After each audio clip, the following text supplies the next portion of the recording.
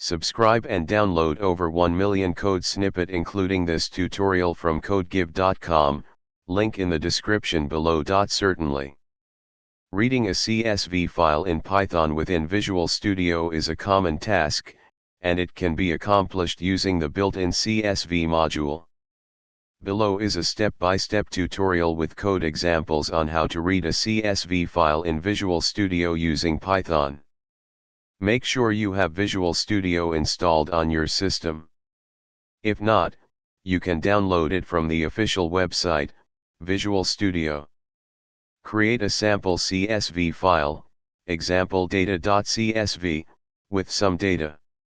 For example, open the Program.py file in your project and write the following code to read the CSV file. The output should display the contents of the CSV file.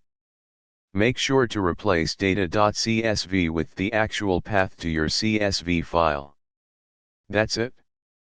You've successfully read a CSV file in Visual Studio using Python. Feel free to customize the code to suit your specific needs. ChatGPT.